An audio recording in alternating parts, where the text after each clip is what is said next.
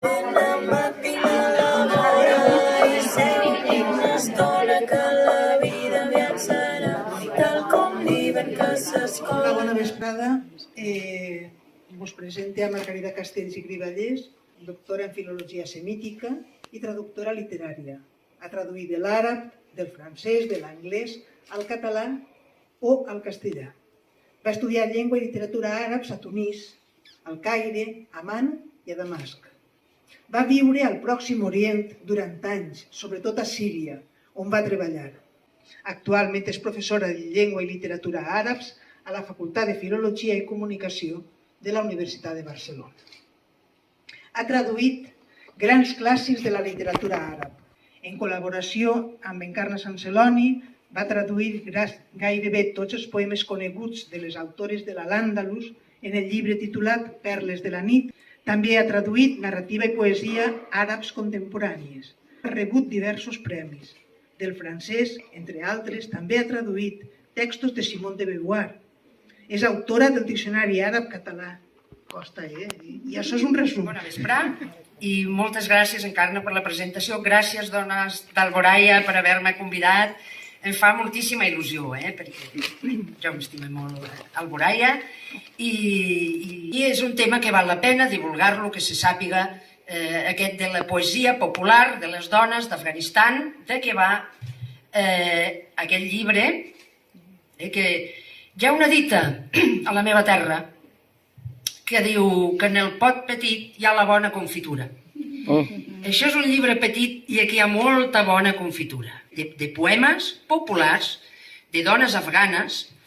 Bé, doncs allò que deia de contextualització, si mirem allà, nosaltres on estem, veieu la península Ibèrica, Llevant, l'Horta, per ahir, doncs ens anirem a Afganistan. I Afganistan és una realitat molt complexa.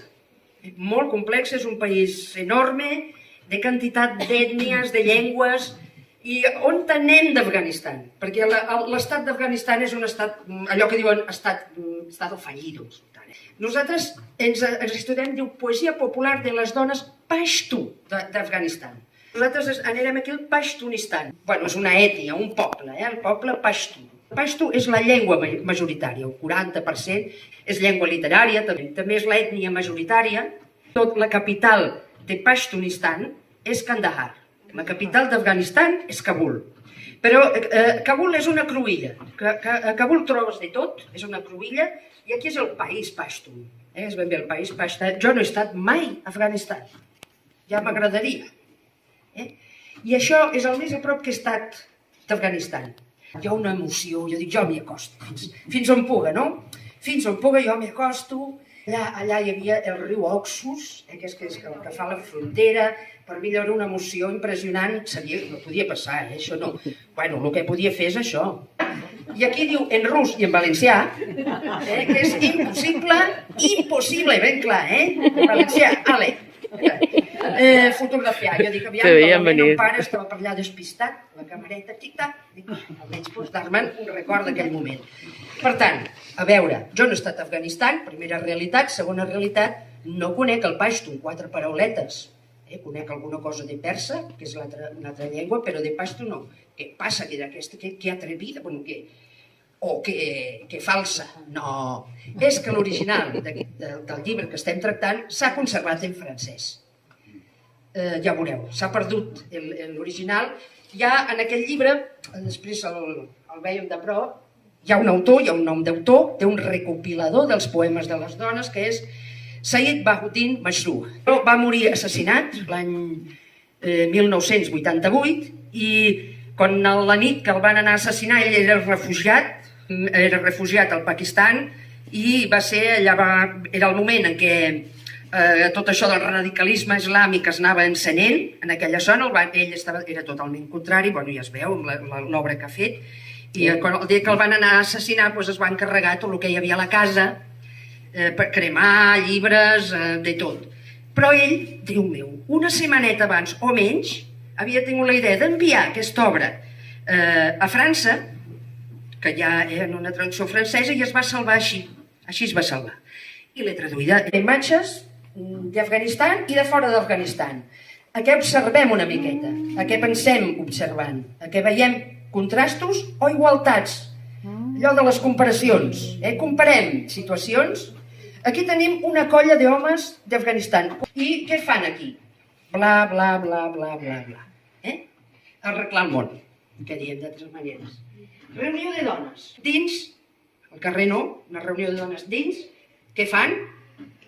Cosir. Cosir. Xerren i cusen.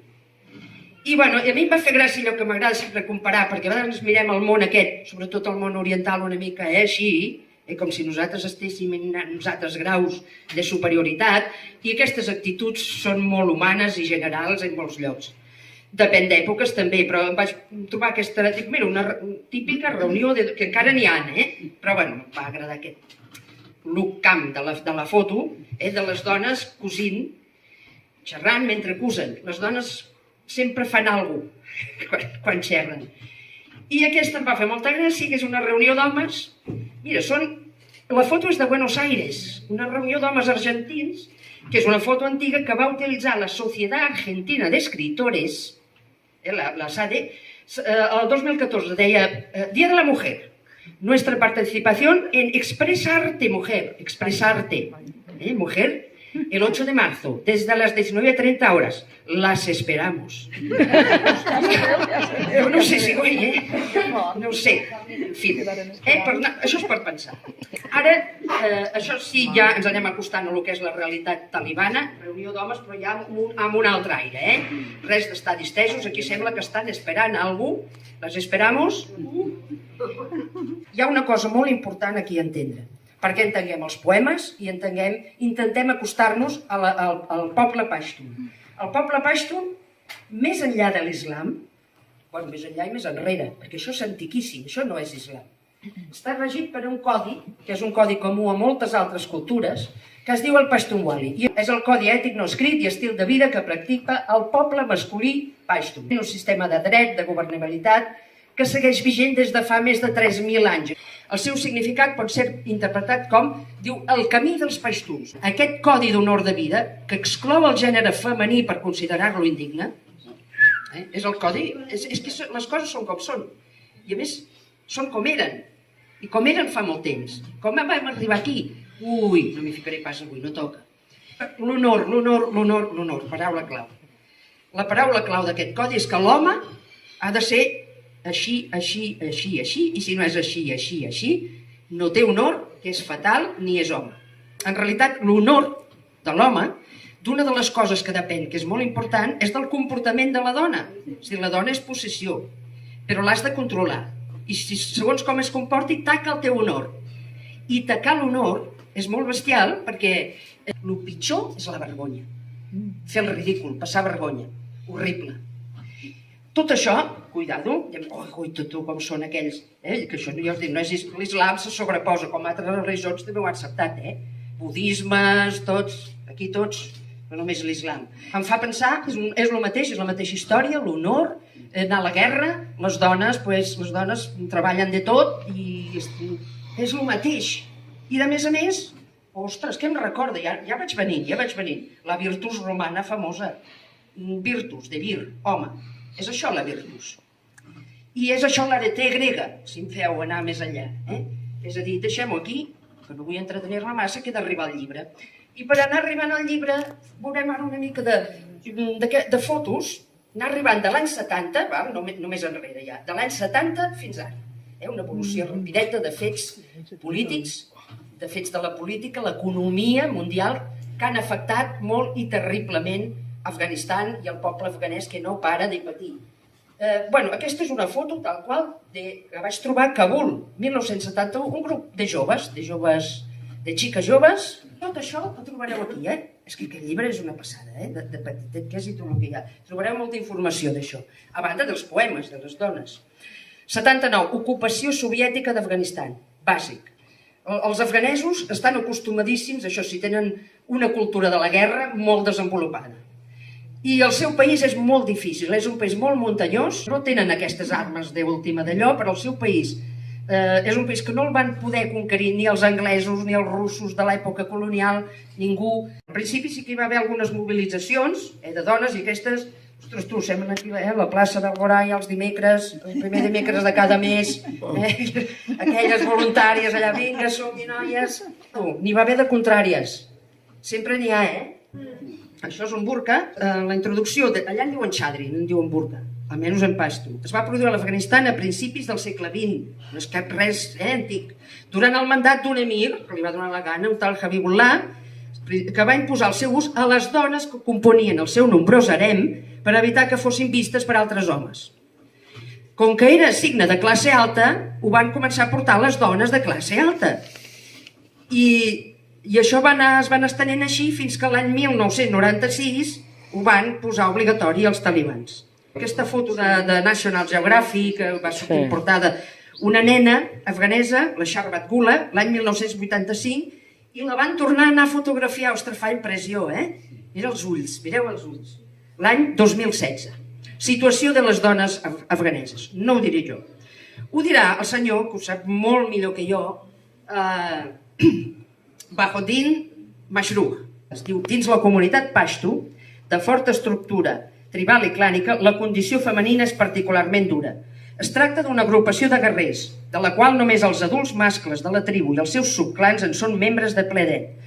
Una societat regida absolutament pels valors masculins, la llei bàsica de la qual és el codi d'honor. En un ambient similar, viril a l'extrem, pietós i fanàtic, a la seva manera la dona hi pateix una doble opressió física i moral. Físicament, suporta la càrrega de les tasques domèstiques més esgotadores. La dona treballa des de bon matí fins a ben entrada a la nit durant tot l'any, a més de l'ajut que aporta en les temporades de collita, assumeix una tasca regular, permanent, sense descans ni vacances. Tractada com un ser de segona classe, i ara qui ve? I què fa la dona? Davant d'això, es diu ell, d'aquesta carcassa ancestral, quina és la seva reacció? Com reacciona la dona a això?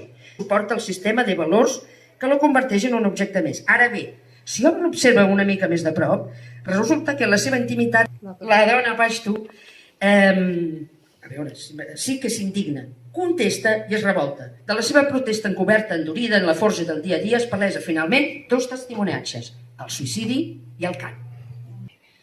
El suïcidi i o el cant. Què vol dir això? No són metàfores, sobretot la del suïcidi, és real. Quina sortida tinc en aquesta vida que m'ha tocat? Què puc fer? N'hi ha una que és de veres, no és res metafòric, és el suïcidi.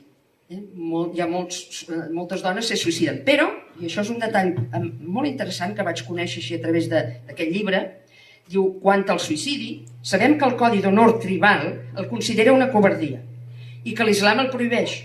No és mai una solució per a un home pashto. En suprimir-se d'aquesta forma deshonrosa, la dona proclama tràgicament l'odi envers la llei comunitària. Fins i tot la tria de la manera de matar-se subratlla el sentit iconoclasta del sacrifici. Només el dur a terme per enverinament o per negada voluntària, ni tret davant el cor ni penjament, ja que els estris necessaris fusell o corda recorden massa les mans execrades. Val? Això és el suïcidi. O el cant.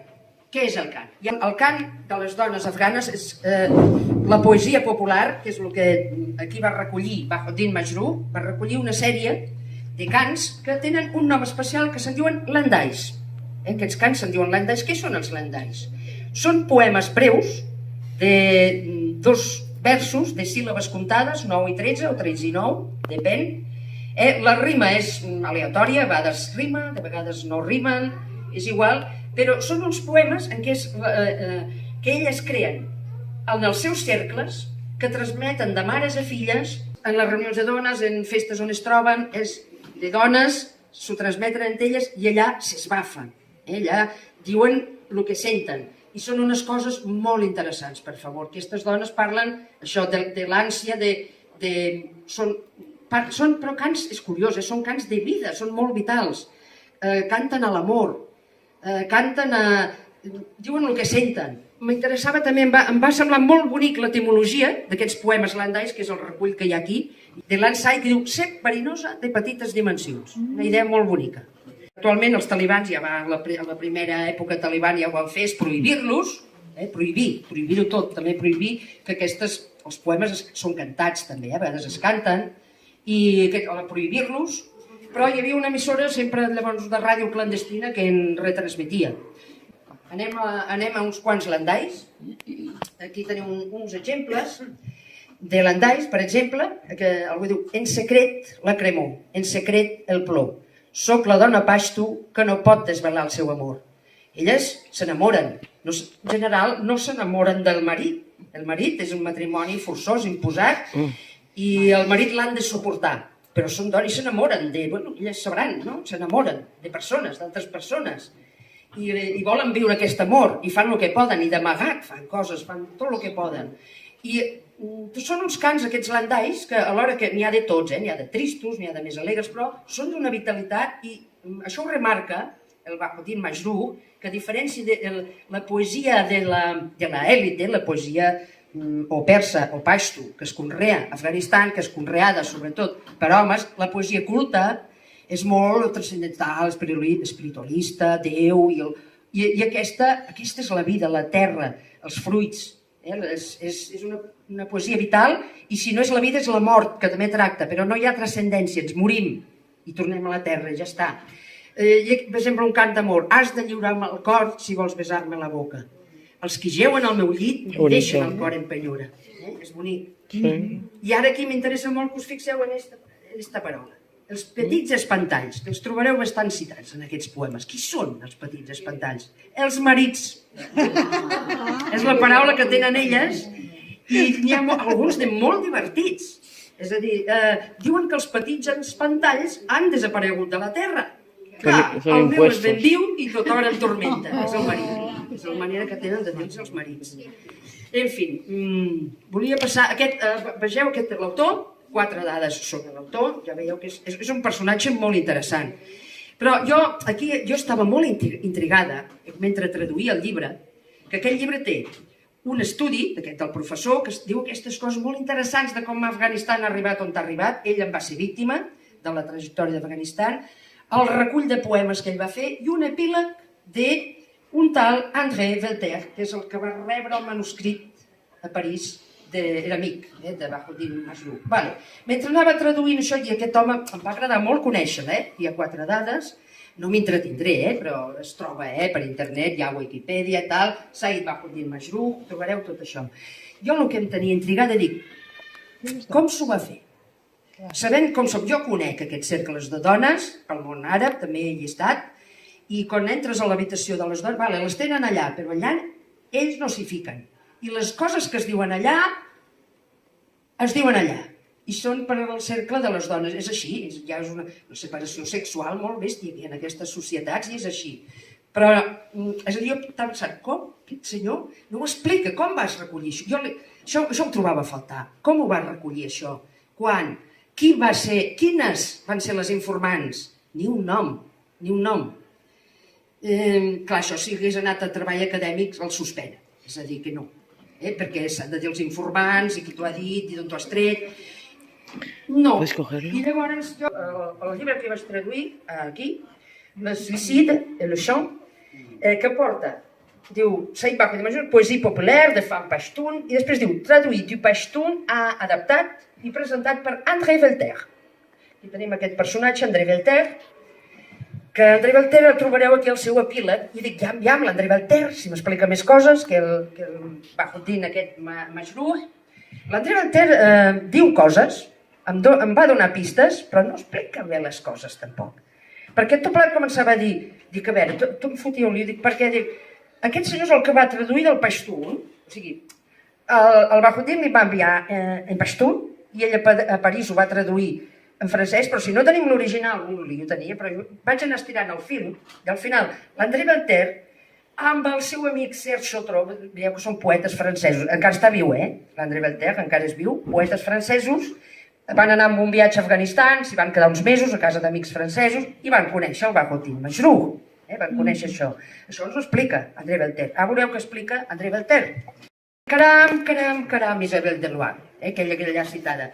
Una dona superinteressant, l'Isabelle Deloire, i aquest llibre per qui pugui llegir francès, al costat d'este, naturalment, us el recomano, us ajuda a explicar moltes coses d'aquest. Les femmes d'Afganistan, d'Isabel Doulard, és una senyora que parla de dones d'afganes, que diu noms, que publica cartes. Ella va estar fent de profe de francès a Kabul, se'n va anar quan la invasió soviètica, es movia molt bé per l'ambient de Kabul, tenia amics i amigues afgans, i publica aquí correspondència de dones que li van enviar, i publica, per exemple, la Shirin Mashrou, la cunyat del poeta, del gran poeta, que diu unes coses en aquest llibre molt interessants, Parla de landais, la Isabel diu què són els landais, i aquí posa que diu el poeta filòsof Said Bahuddin Mashrou, que va ser assassinat, tal, havia recollit amb l'ajuda de la seva cunyada una part d'aquests poemes que hem traduït junts. Ostres, ara m'hi fiquen l'Isabel Delvat també. I aquí em vaig parar, dic, jo no estic fent una tesi doctoral,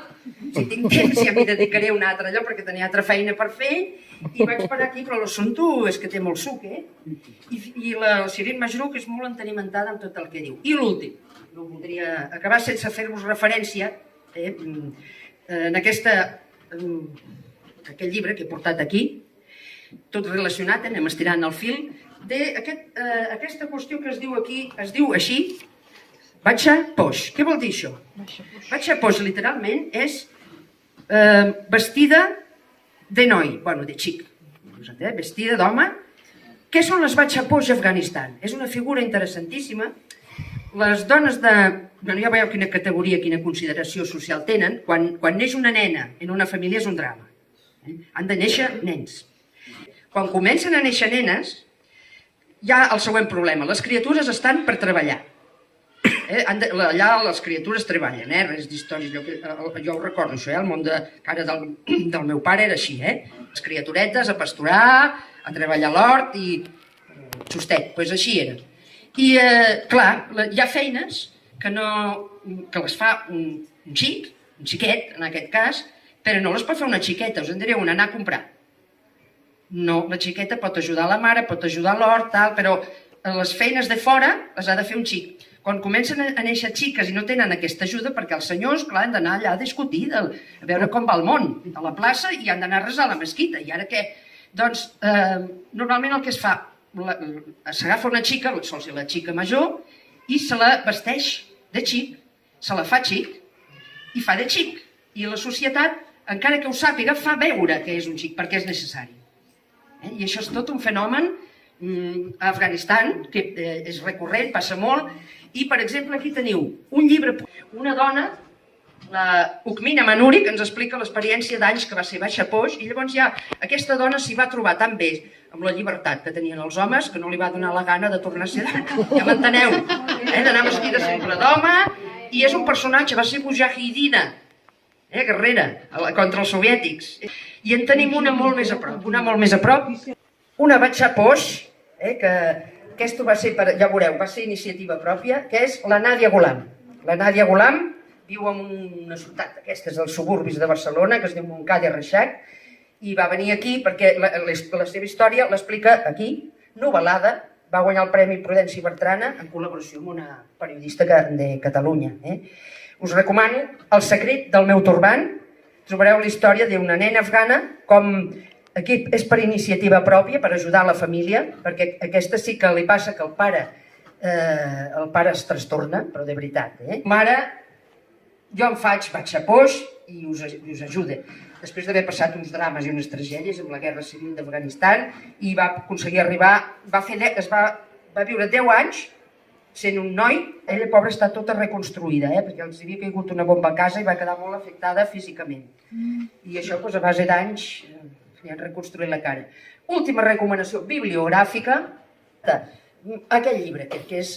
La conec, l'Anna Maria Briongos, una barcelonina, que quan es va llicenciar en físiques, en lloc de buscar feina, i ara sí que la seva experiència és boníssima, perquè són aquells anys que aquest Afganistan que t'explica l'Anna Maria està perdut.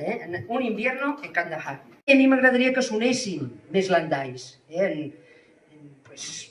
Recorda aquestes dones d'Afganistan, de les Pashtun, tal com ho passen, que sonessin més landais. I per això, si em voleu ajudar, qui vulgui llegir algun landai, si em pots passar la gent que em vulgui, obriu el paperet i llegim.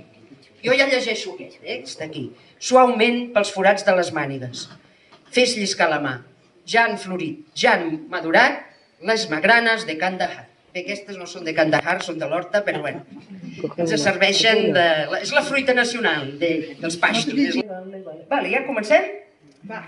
Primera fila, qui té landais? Ja, tu.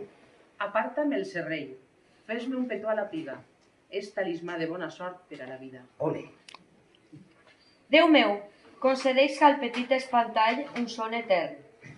El gat més manso i el desperta i m'espia en tot moment.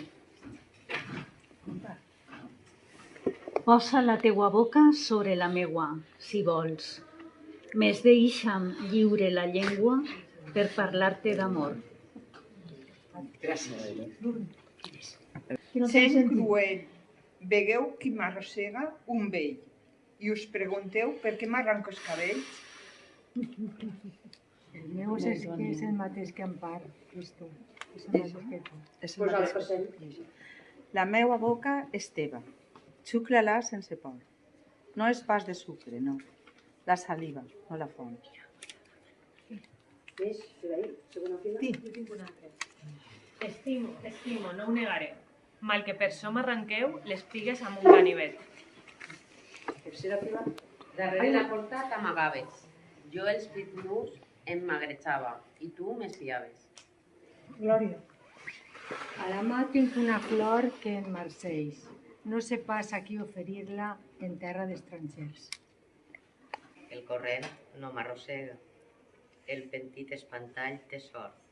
Sempre em retorna a la ribera. No n'hi maneu. Qui més? Més? Algun landai més? Ja ho fes al final. Fina. Isabel.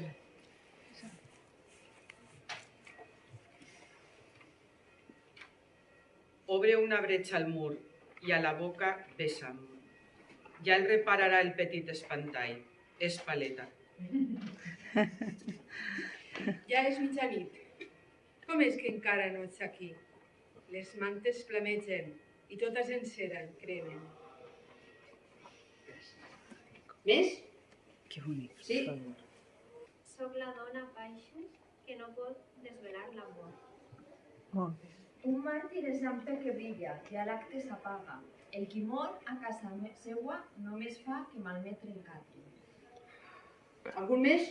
Aquests landais que algú ha llegit així de l'honor, de més a la guerra, és una actitud que les dones també utilitzen. És una manera de defensar-se, és a dir, de girar la cara en tot això de l'honor, és a dir, si atien a anar a la guerra, i cuidado, hi ha landais, potser no és d'aquí, és del llibre d'Isabel Teluà, algun landai, és a dir, atien els fills a anar a la guerra perquè, és a dir, que demostrin això que diuen que tenen.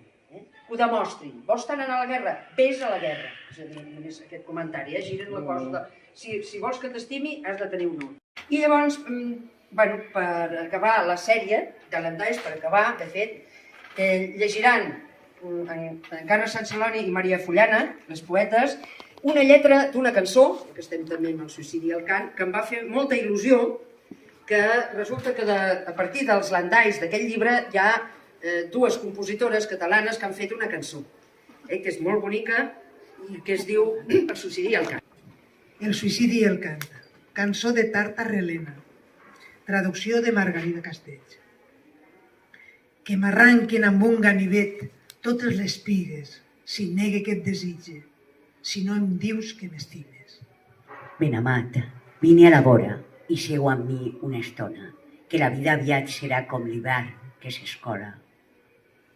L'espai entre nosaltres, que ens separa l'un de l'altre, em nega com l'onada quan se'n passa les barques.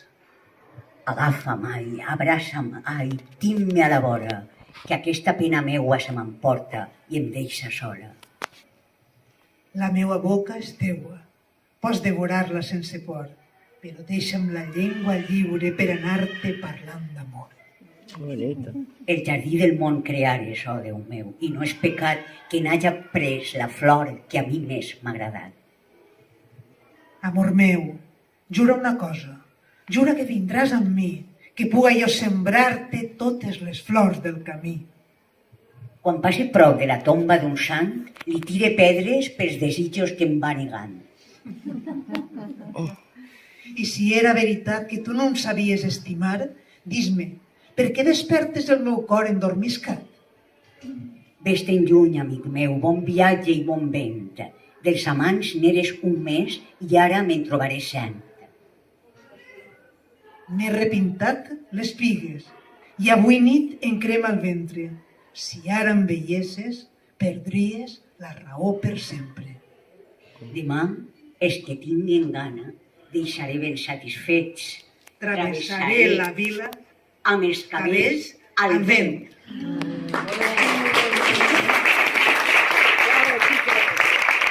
Molt bé, Maria, molt ben. Anem anant al final de l'acte i pel dia que és avui i al final els cabells de les dones afganes se'ns han conduït, volia fer una mica de record a la Masha Amini, ja sabeu totes, i és la Masha Amini, morta a la comissaria de policia, portava el mel mal posat, què pot passar. I aquest és el record, el suport de les dones iranianes. Anem acabant l'acte d'avui.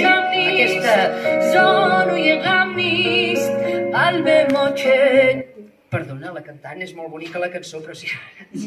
És en persa, s'han fet moltes versions del Bela Ciao, que s'ha convertit en el cant de lluita, i aquí aquesta imatge és un pelegrinatge, diguem-ho així, manifestació / pelegrinatge a la tomba de Masha Amini al seu poble del Kurdistan. Com sabeu, el lema d'aquest moviment de lluita és Zan Zendegi Azadeh, que vol dir el que imagineu, dona, vida, llibertat. I aquí teniu, aquesta sí, aquesta és més marxoseta. Aquestes dues germanes s'han fet molt famoses per les xarxes, no sé si les heu escoltades. Aquesta és curteta, és curteta. خاک این گندم تو خیابونه خوشه خشم من و تو تشنه بارونه حق ما کم نیست زانوی غم نیست قلب ما که دور از هم نیست دنیای تازه این یه آغازه پنجره تارو یا بازه یا همه با هم همه تنها بلا چاو بلا چاو بلا چاو چاو چاو میپریم از خواب یه شب مهتاب ما که بیداریم تا فردا آخرش سنگید صلح آدم دید بشکنه بالا سایه ما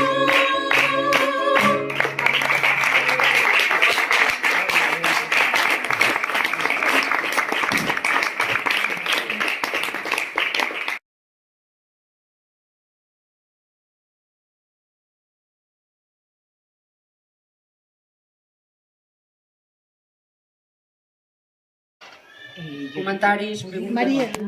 Que m'ha vingut al cap, ara quan parles de l'acadèmia, d'home, que és de veres que el món acadèmic o academicista, com vulguis dir, és molt masclista o pilla molt les dones. Doncs hi ha una iniciativa ara que la vaig presentar la setmana passada a l'octubre, al 7 d'octubre, que es diu en anglès, és que jo el meu anglès és molt macarrònic, però més o menys Women Legacy, això. I aleshores el que intenta és incloure totes les dones dins del món acadèmic. I aleshores fer de nou currículums en tots els àmbits del saber. I allà han d'entrar les dones. Entrar en el cànon. Sí, han d'entrar les dones afganes. Gràcies, Maria, per esmentar-ho, perquè conec el projecte.